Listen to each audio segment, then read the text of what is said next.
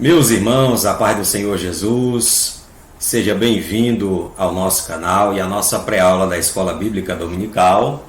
É uma alegria muito grande poder compartilhar este conteúdo com vocês que estão aí assistindo a nossa pré-aula no YouTube. Já quero pedir para você se inscrever no nosso canal, deixar o seu like para fortalecer esse trabalho de pregação e ensino da palavra através do YouTube.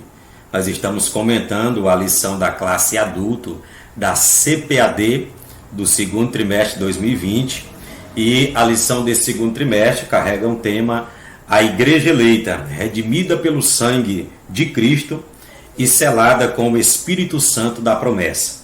E o comentarista desse trimestre é o pastor Douglas Batista, e nós já estamos aí adentrando a terceira lição, a terceira aula, aprendendo sobre a carta de Paulo à igreja de Éfeso, que é conhecida como a Epístola do Terceiro Céu, em que Paulo recebeu uma revelação muito forte da parte de Deus sobre a igreja como corpo de Cristo. Lembrando que nesta carta aos Efésios, Paulo trata a igreja como corpo, e já na carta aos Colossenses, Paulo já trata Cristo como o cabeça desta igreja, deste corpo que é a igreja, né?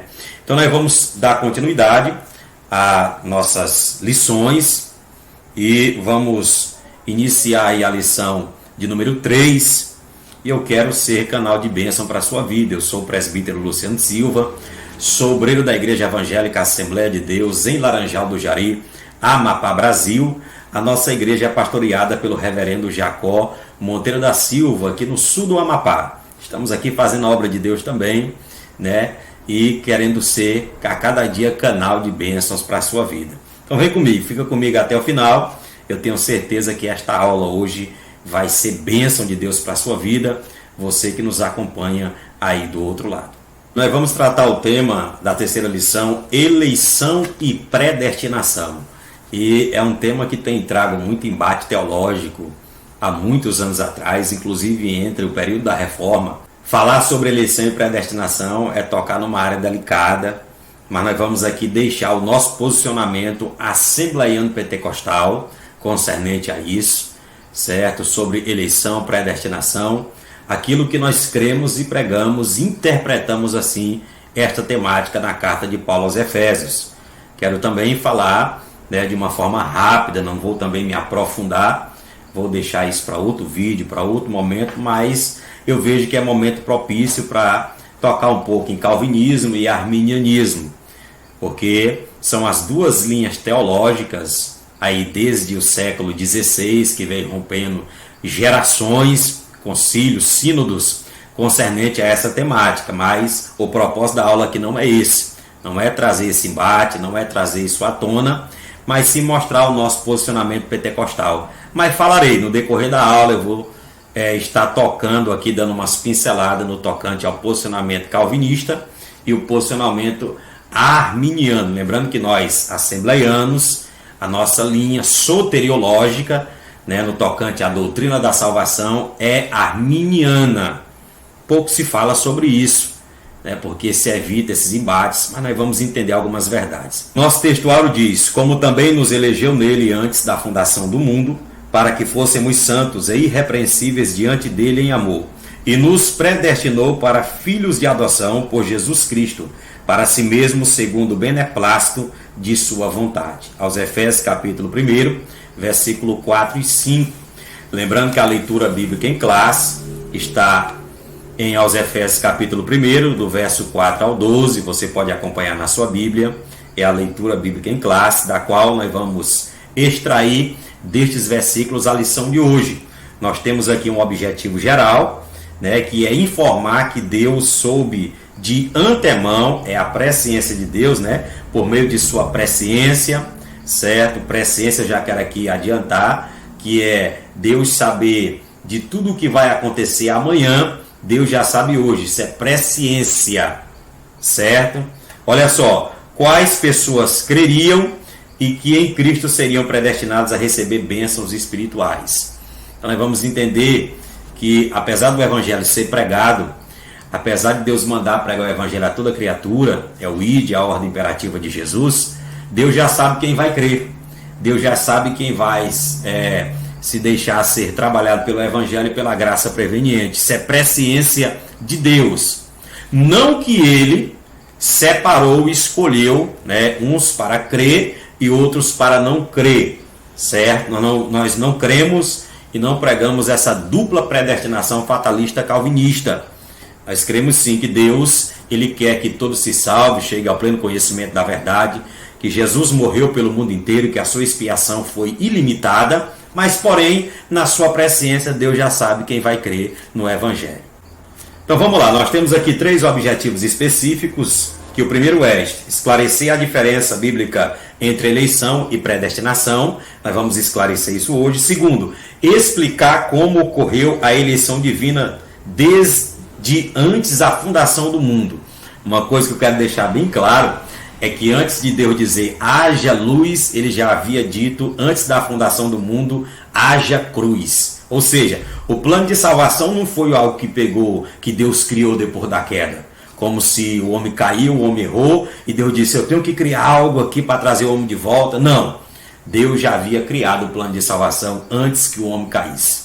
Não que Ele criou o homem para cair, mas porém na sua presciência, Deus já havia, antes da fundação do mundo, dito, haja cruz. E o terceiro ponto, o terceiro objetivo específico é constatar que a predestinação bíblica retrata as bênçãos concedidas aos eleitos.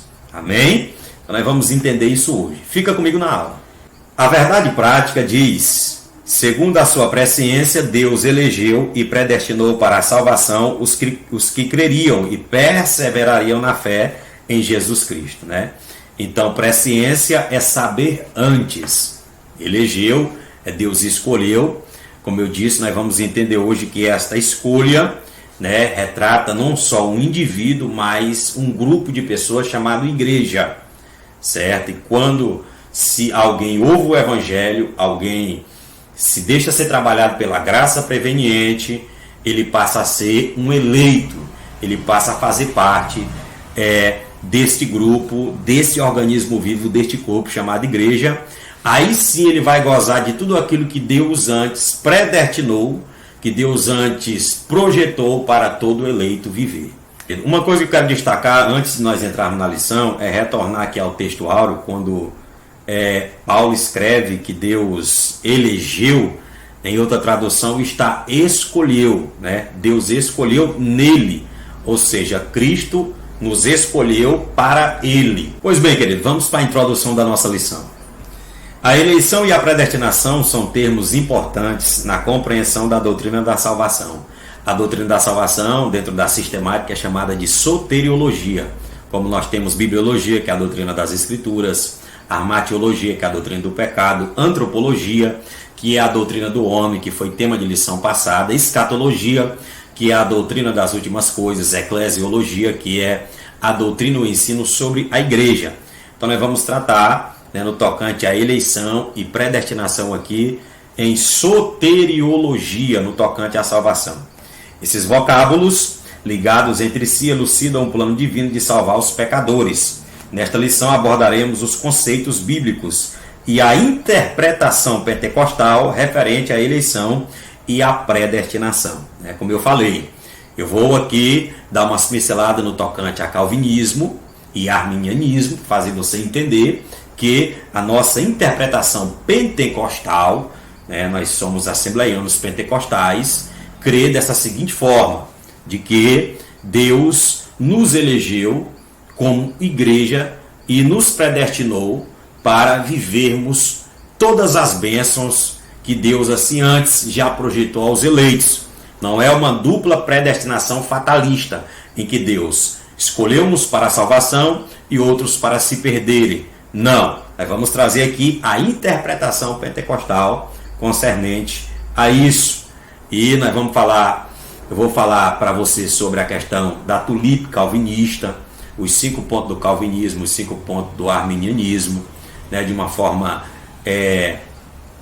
resumida e prática e clara para você entender as diferenças e divergências entre esse cremos reformado, né, calvinista, e nosso cremos pentecostal arminiano. Muito bem, querido, vamos adentrar na lição agora. vamos para o primeiro subtópico da lição, que diz: a eleição divina.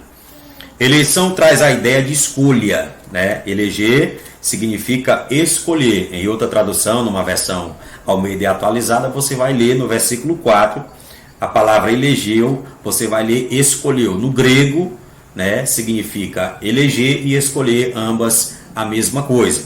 Olha só, aos Efésios capítulo 1, versículo 4, Paulo menciona 3 aspectos dessa escolha. O versículo diz: como também nos elegeu nele antes da fundação do mundo, para que fôssemos santos e irrepreensíveis diante dele em amor. Primeiro aspecto, em quem fomos escolhidos? Em Jesus. Por isso ela é cristocêntrica. É uma coisa que eu quero destacar aqui, é que nós fomos eleitos em Cristo Jesus.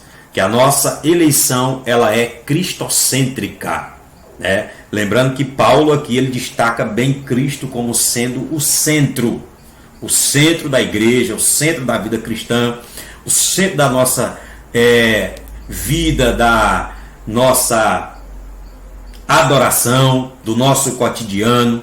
Para que nós fomos eleitos? Em quem nós fomos eleitos? Nós fomos eleitos em Cristo Jesus. Nós temos que lembrar, querido, que a nossa igreja tem que ser cristocêntrica, os nossos louvores têm que ser cristocêntricos, a nossa pregação tem que ser cristocêntrica.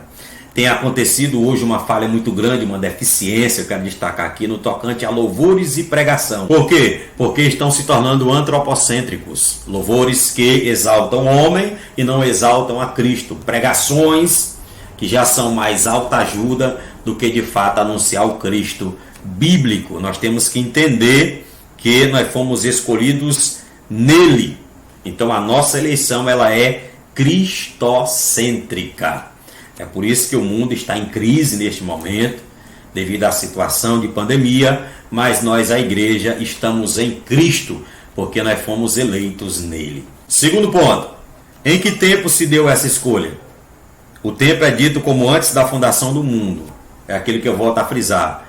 Antes do haja luz, Deus já tinha dito haja cruz.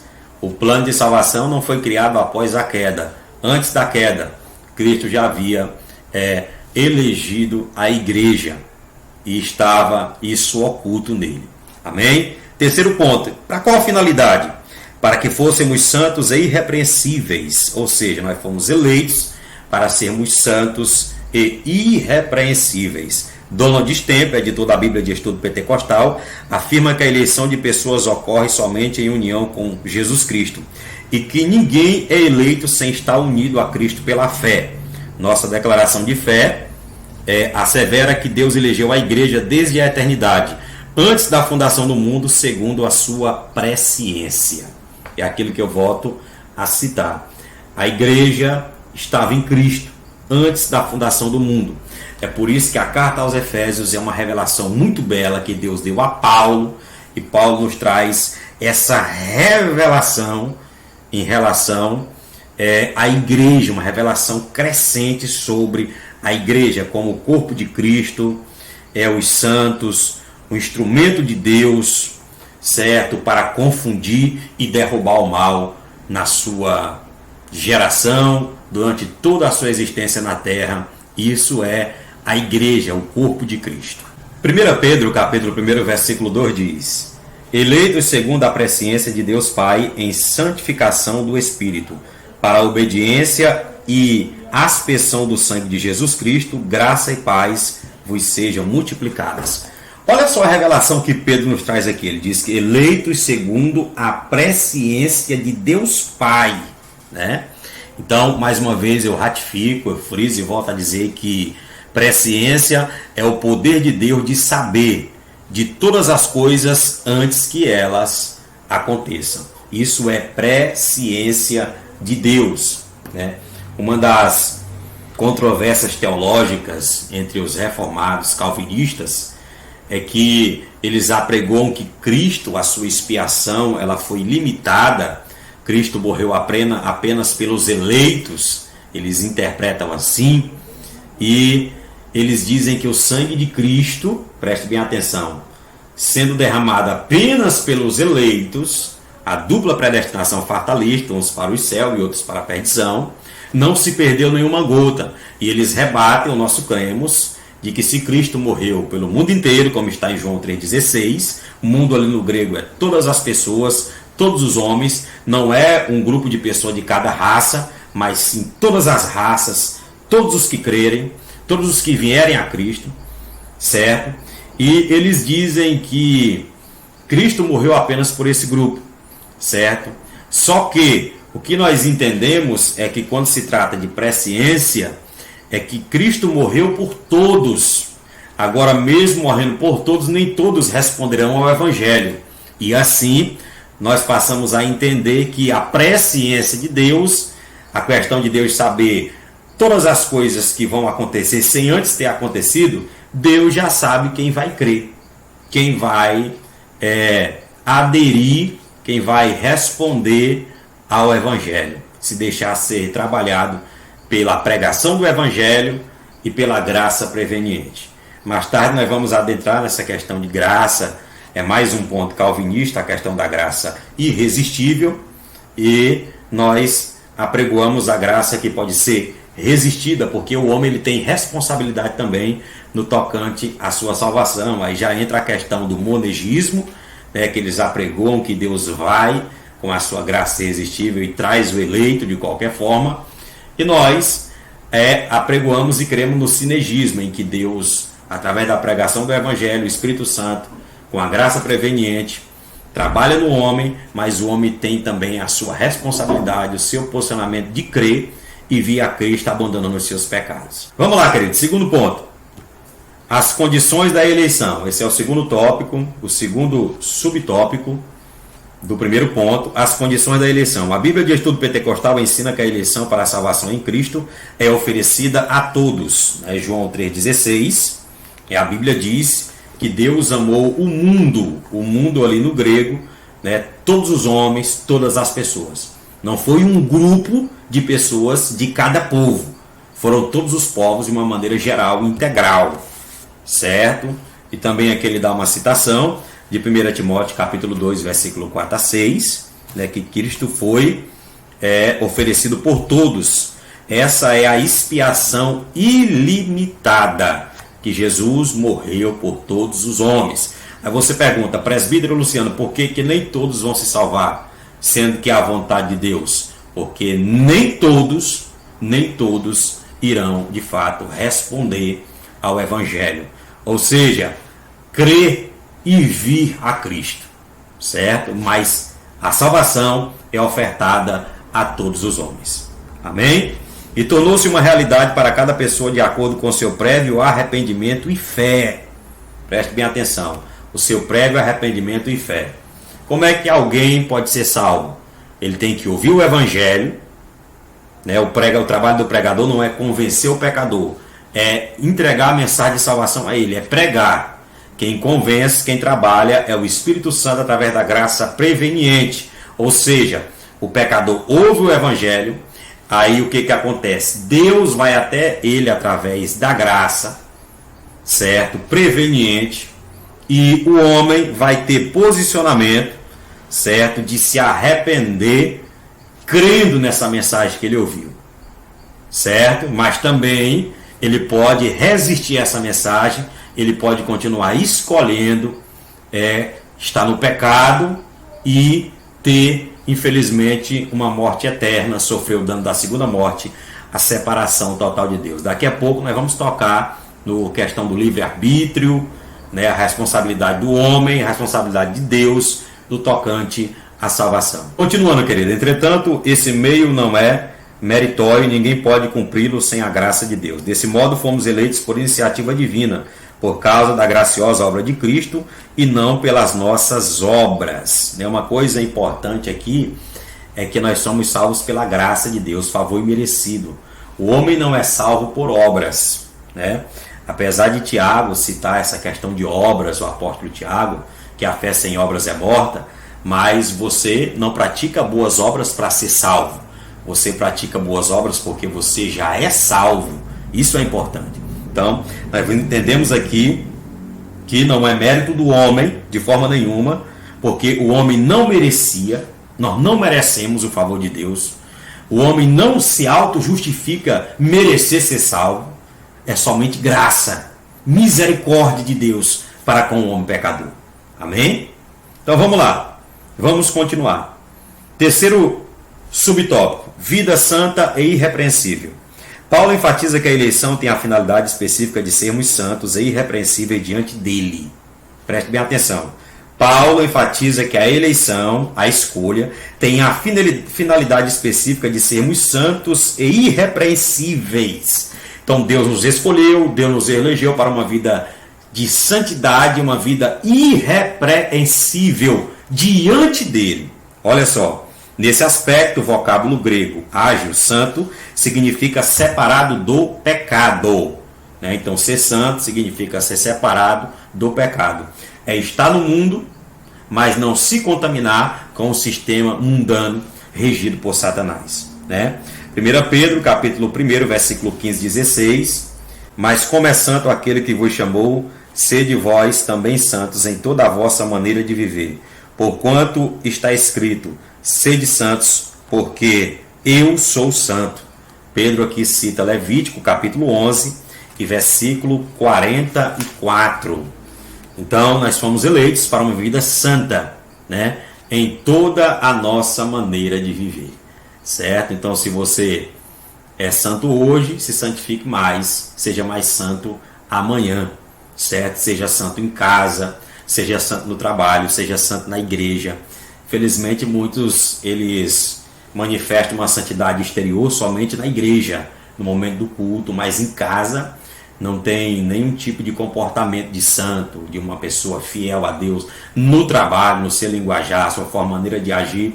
Deus quer que nós venhamos ser santos em toda a nossa maneira de viver, certo? Não é você se isolar, é você estar no meio, mas ser influenciador, não influenciado, ser sal, ser luz, fazer a diferença. Uma coisa importante é que aqui no capítulo 4, verso 11 e 12, olha o que Paulo diz. Eu acho isso aqui fenomenal. Eu prego e ensino isso aqui. Olha só. E ele quem? Jesus. Mesmo deu uns para apóstolos, outros para profetas, outros para evangelistas e outros para pastores e doutores. Ele está falando de quê? Dos dons ministeriais, que são também as bênçãos, que Cristo já havia predeterminado para os santos, para os eleitos tomarem posse. Olha só, 12. Querendo o aperfeiçoamento dos santos para a obra do ministério, para a edificação do corpo de Cristo. Uma coisa que Paulo diz aqui, querendo o aperfeiçoamento dos santos, ou seja, ele chama os crentes aos Efésios, posteriormente nós, a igreja deste século, de santos, mas ainda em aperfeiçoamento. O que Paulo está dizendo? Que nós somos santos, mas ainda não somos perfeitos. Estamos em aperfeiçoamento, A saber, o crente, ele carrega uma placa espiritual, estampada no peito, escrito dizendo, eu estou em obras, porque a santificação não é algo instantâneo, é algo progressivo, é algo que você adquire todos os dias na sua vida, você vai sendo aperfeiçoado, vai sendo melhorado através da vida de oração, da leitura da palavra, do ato congregacional, da prática das escrituras. Então você é santo, mas ainda você não é perfeito. É por isso que eu digo para você, você que diz, eu vou mudar de igreja, eu vou sair da minha congregação local, porque eu vejo defeito na irmã do ciclo de oração, eu vejo defeito no meu pastor, eu vejo defeito nas lideranças, eu vou procurar uma igreja perfeita. Você não vai. Porque no dia que você encontrar uma igreja perfeita, se você ir para lá, você vai estragar ela. Por que, presbítero Luciano? Porque você não é perfeito. A igreja só vai ser perfeita na glorificação, na eternidade, com aquele que é perfeito. Mas enquanto aqui na terra, nós estaremos em constante estado de santificação e de aperfeiçoamento. Chegamos no quarto subtópico do primeiro tópico, que diz a nova vida dos eleitos. Isso aqui é importantíssimo. O tema é apresentado com exortações contra a velha conduta, tais como mentira, furto, palavras torpes, amargura, ira e cólera. Isso está no capítulo 4, versos 2 e 25. Depois, versos 28, 29, 31, você pode acompanhar na sua Bíblia.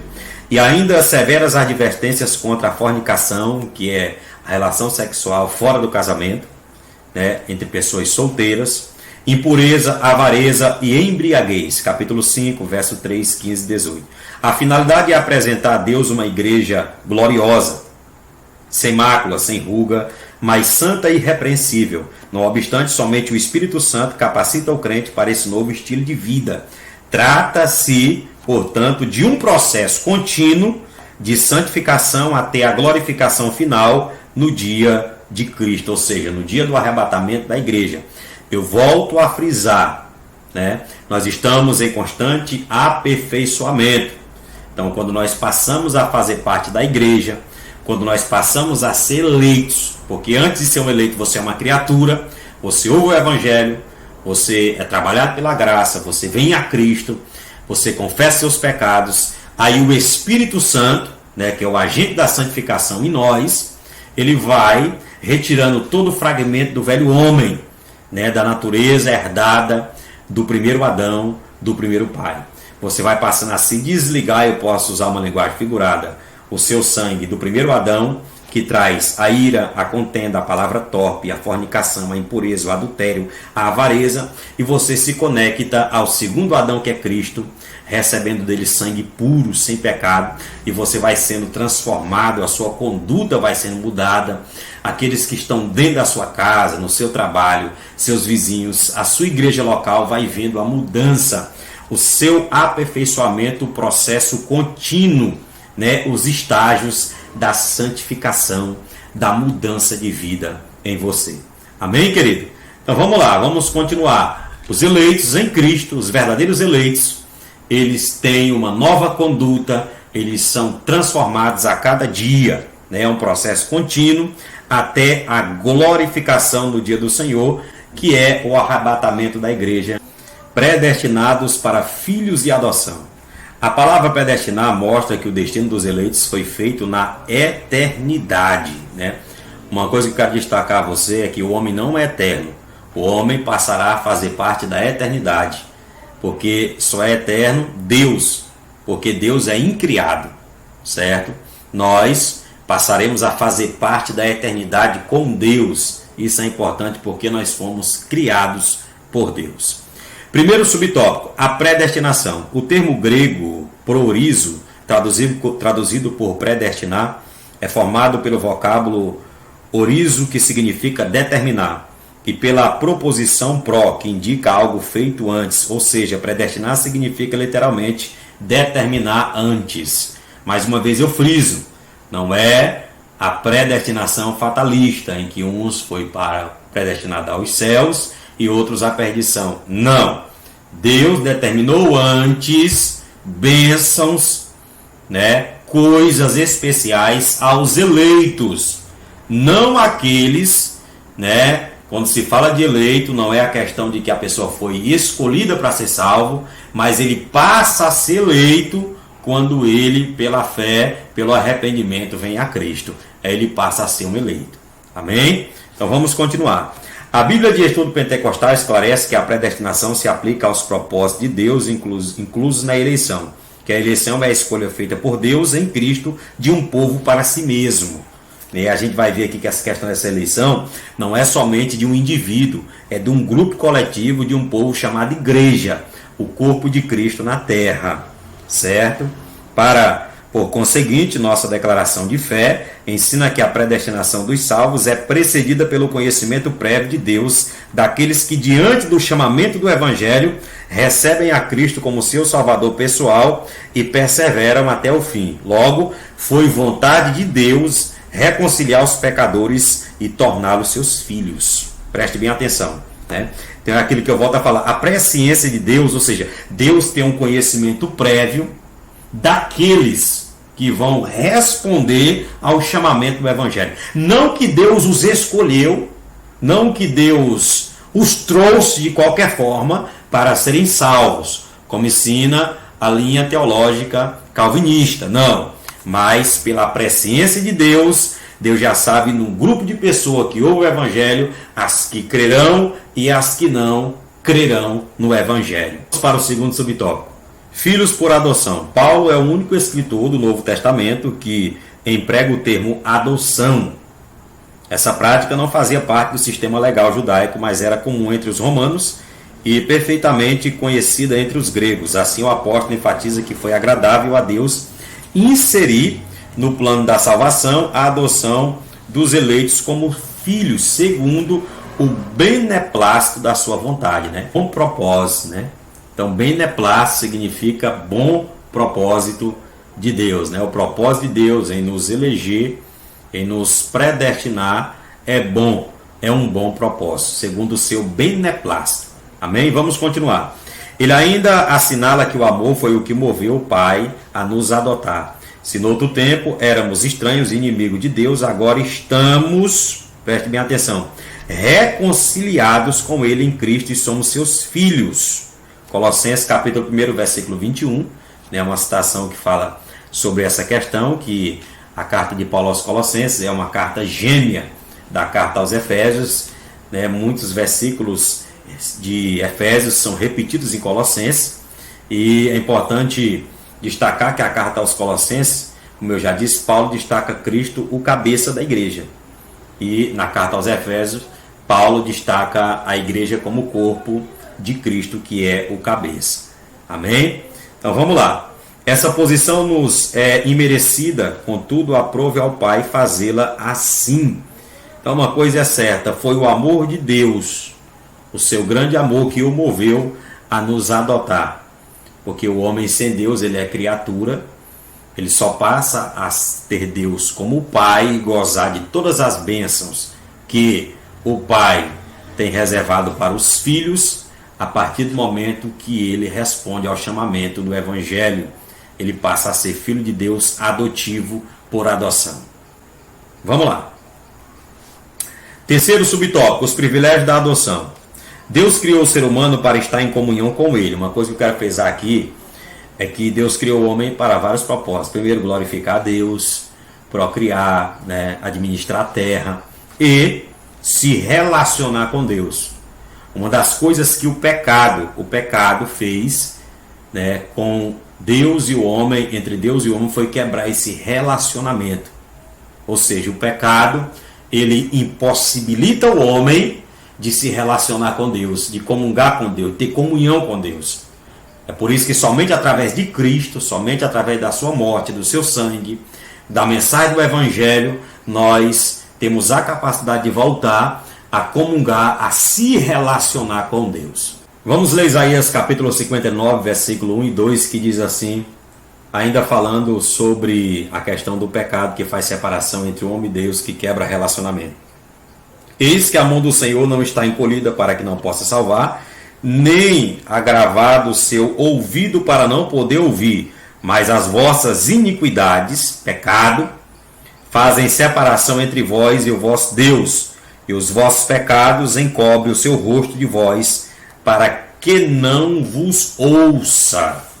Então o que nós aprendemos? Que os pecados do homem, a sua iniquidade, quebra essa comunhão entre ele e Deus. Cristo morreu para pegar o homem e colocar de volta no jardim de Deus, no seu Éden, para trazer esta comunhão, este relacionamento. Deus quer se relacionar comigo, Deus quer se relacionar com você todos os dias. Amém? Eu espero que esta aula ela venha fortalecer o seu relacionamento.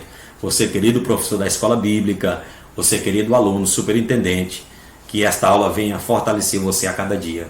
Entretanto, em Cristo, o Pai reconciliou-se com os homens, adotando os escolhidos. Nesse sentido, o apóstolo Paulo usa uma analogia da adoção da sociedade romana, em que o filho adotado recebia o direito ao nome e aos bens de quem o adotava. Igualmente, na filiação divina, Deus predestinou as bênçãos de um novo nome e de uma nova imagem, a imagem de Cristo, aos eleitos.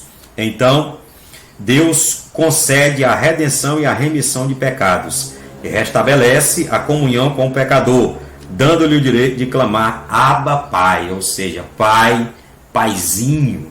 Você já pensou, querido? Né? O homem miserável, pecador, não merece nada da parte de Deus, né? Não merece ser salvo, não merece ser perdoado. E nós somos adotados por Deus, recebemos um nome, né? Passamos a ter os mesmos direitos do Filho Jesus Cristo, passamos a ser co-herdeiros da glória com Ele, ainda temos direito de chamar Deus de paizinho. É um privilégio muito grande que Deus nos deu, através da morte, né, do primogênito, do unigênito do Pai no Calvário. Deus originalmente só tem um filho, nós somos adotados, mas passamos a gozar dos mesmos privilégios que o filho goza. Muito bem, querido, nós vamos agora para o terceiro tópico da nossa lição, e aqui eu vou trazer, né, uma rápida pincelada sobre calvinismo e arminianismo, essa questão dessa divergência teológica no tocante à eleição e predestinação, para fortalecer o nosso cremos assembleiano pentecostal. A sublimidade do propósito divino na predestinação, esse é o terceiro tópico da nossa lição. Diz assim: a excelência da predestinação está na provisão de bênçãos espirituais aos eleitos pela vontade divina em Cristo e por seu incalculável amor. O primeiro subtópico diz: predestinação e salvação. Soberano Deus não predestinou incondicionalmente pessoa alguma à condenação eterna, mas deseja que todos se arrependam e convertam-se de seus maus caminhos. E aqui ele cita Atos 17:30, né? E nós vamos entender por que João Calvino, que foi um grande reformador do século XVI, fundador da Academia em Genebra, na Suíça, né, que estudou direito, estudou humanas. Calvino ele foi um grande divisor de águas na sua geração, um grande reformador. Foi tido como o apóstolo do ensino. Calvino ele tem meu respeito, mas ele não tem a minha confissão de fé tocante à soteriologia. Por quê, presbítero Luciano?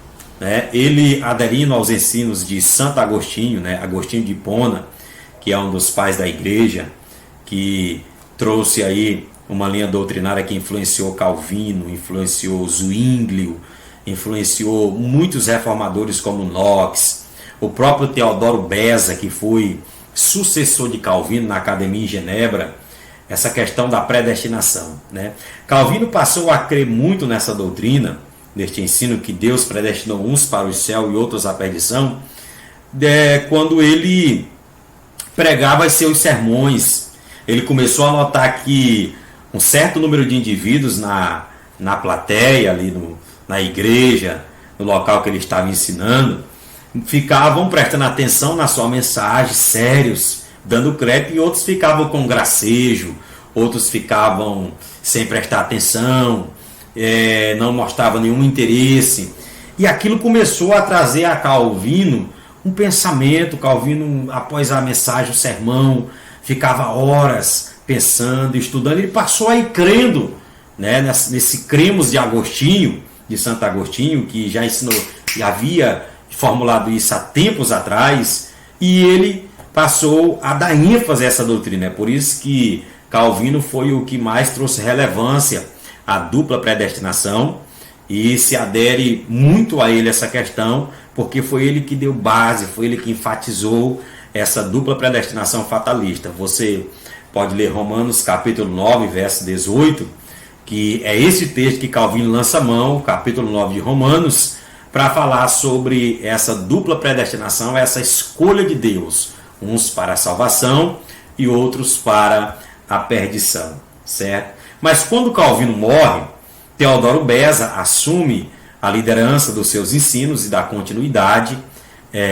as doutrinas de Calvino, e ele teve um aluno chamado Jacó Arminio, um holandês. Jacó Arminio, ele aprendeu com Beza. No início ele aderia a essa soteriologia calvinista, a essa dupla predestinação, só que Jacó Arminio depois se forma, passa a ser professor, e ele entende que não foi assim, que Deus não predestinou uns para os céus e outros para o inferno, que a expiação de Cristo não foi limitada, como Calvino mesmo formulou. Lembrando que a tulipe calvinista, que é um acróstico em inglês que faz menção às doutrinas da graça, essas doutrinas não foram formuladas pelo próprio Calvino, foram por seus discípulos posteriores, que passaram a ser chamados de calvinistas, que aderiram à sua teologia. Mas dentro dos escritos de Calvino, como as Institutas da Religião Cristã, que é aí o seu compêndio de escrito maior, certo? E dentro dos seus escritos eles encontraram a formulação dessas doutrinas, e eles formularam como depravação total, eleição incondicional, graça irresistível, perseverança dos santos, certo? Então, Jaco Armínio, com o tempo, ele passou a discordar. Ele começou a dizer não, que a graça ela pode ser resistida. Ele formulou a questão de que a expiação de Cristo não foi ilimitada, foi ilimitada, ele morreu por todos. Que essa predestinação, essa interpretação de Romanos 9, principalmente o verso 18, não estava certa. Que quando se fala de eleição, predestinação, está falando de um grupo que é a igreja. Aí formulou-se, né, as doutrinas da teologia arminiana. Preste bem atenção. Quando Armínio morre, certo, os seus discípulos, chamados de remonstrantes, né, que significa protestantes, eles dão continuidade no Cremos de Armínio e eles vão para uma reunião, um concílio que nós chamamos de Cânones de Dort. Nos Cânones de Dort, os discípulos de Armínio, os remonstrantes, eles foram debater essa teologia com os discípulos de Calvino, e aconteceu que eles acabaram perdendo, os discípulos de Armínio, e eles foram expulsos da Holanda, e o calvinismo começou a prevalecer. Só que anos depois, a doutrina arminiana ela foi revista e abraçada por alguns grupos religiosos, né, evangélicos, que eu posso citar os metodistas, os batistas e bem mais tarde por nós, os pentecostais.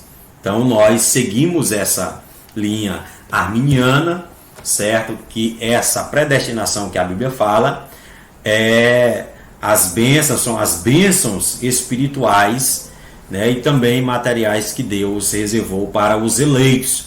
Não aqueles que foram eleitos previamente para ser salvos, mas aqueles que, como criaturas, responderam ao chamado do Evangelho, a graça de Deus, e vieram a Cristo e passaram a ser eleitos, passaram a fazer parte, né, da igreja de Cristo e a ser predestinados a tudo que Deus reservou à igreja. Então, nós defendemos aqui o nosso cremos pentecostal, arminiano, concernente à eleição e à predestinação. O segundo subtópico do terceiro tópico diz: predestinação e o amor. Antes de Deus criar qualquer coisa, o seu plano de redimir a humanidade, de definir o destino dos crentes, estava estabelecido por conseguinte. A Bíblia mostra que a redenção divina não foi uma medida de emergência, ao contrário, era o plano imutável do amor de Deus desde sempre. Aqui consiste a sublimidade dos propósitos eternos em prover a salvação, o amor de Deus. Foi por amor que ele nos elegeu, nos predestinou em Cristo. Isso implica dizer que a salvação, como favor imerecido, provém do amor de Deus. Não obstante, os que se achegam a Cristo não são coagidos, mas atraídos a Ele. Querido, aqui nós encerramos, né, a nossa aula, e eu toco aqui rapidamente na questão do livre-arbítrio e dessa graça. Né? A tulipe calvinista fala da graça irresistível, de que o pregador chega num grupo de pessoas, se tiver ali 100 pessoas e 30 vier a Cristo, ele teve êxito na sua mensagem porque só 30 eram eleitos. Ele não encara que 70 recusaram, resistiram à graça de Deus, ao Evangelho. Eles encaram que a graça é irresistível e que quem há de ser salvo vai vir de qualquer forma porque Deus o traz. É por isso que ele encerra aqui o comentarista, o pastor Douglas Batista, dizendo: não obstante, os que se achegam a Cristo não são coagidos, né? Não são tragos à força, não são obrigados, mas atraídos a Ele, né? Atraídos a Cristo através do Evangelho e através da sua graça, certo? E aqui eu concluo, né, essa questão. Eu entro aqui no tópico, nesse assunto também que é grande controvérsia, a questão do livre-arbítrio. Nós aprendemos que o homem ele foi criado com o seu arbítrio livre, mas após a queda o homem fica cativo, inclinado ao pecado. É como se você sobe o cume de um monte, solta uma bola, e a lei da física, claro que vai dizer que essa bola vai descer o monte, jamais ela vai subir. Então o homem, antes de ouvir o Evangelho, antes de ser trabalhado pela graça, ele está inclinado ao pecado, ele está inclinado ao mal, às obras da carne, a sua conduta é errada, é iníqua, mas a partir do momento que ele ouve o Evangelho, que ele é trabalhado pela graça, é como se ele é despertado de uma cegueira, de um sono, seus olhos são abertos, o seu arbítrio, preste bem atenção, o seu arbítrio neste momento é despertado, né? Arbítrio significa arbitrariedade, ou seja, a capacidade de você ditar, de você reger, de você escolher, certo? Aí o homem tem um posicionamento em escolher o bem, escolher a Deus. É isso que a graça faz. É isso que o Evangelho faz. Nessa capacidade que ele tem, porque o homem por si só, sem ouvir o Evangelho, sem ser trabalhado pela graça, ele não tem condição nenhuma de vir a Cristo.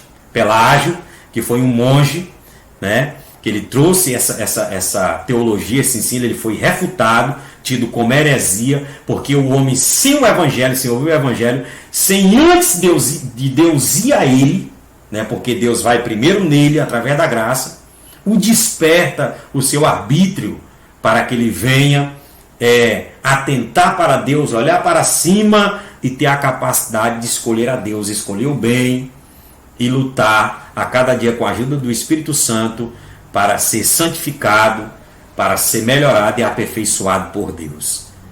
Amém, querido? Então, nós encerramos aqui a nossa aula, certo? Dizer a você que Deus te abençoe, você que foi alcançado pelo Evangelho, por esta graça, você que respondeu ao chamado do Evangelho, continue firme, cuide da sua salvação, né? Cresça a cada dia, seja aperfeiçoado. Santificação é algo progressivo, é algo contínuo. Amém? Que Deus te abençoe. E a nossa conclusão diz: Cristo morreu por todos e por cada um dos pecadores. Desde a eternidade, segundo a sua presciência em Cristo, Deus elegeu e predestinou os que creriam e perseverariam na fé a viver em santidade, receber a filiação divina e a desfrutar de todas as bênçãos espirituais divinamente estipuladas. Então a eleição, eu termino com a seguinte ilustração de um grande barco que representa a salvação. Esse barco, ele tem um arauto que passa nos portos dizendo que vem uma destruição, mas quem entrar no barco vai se livrar dessa destruição.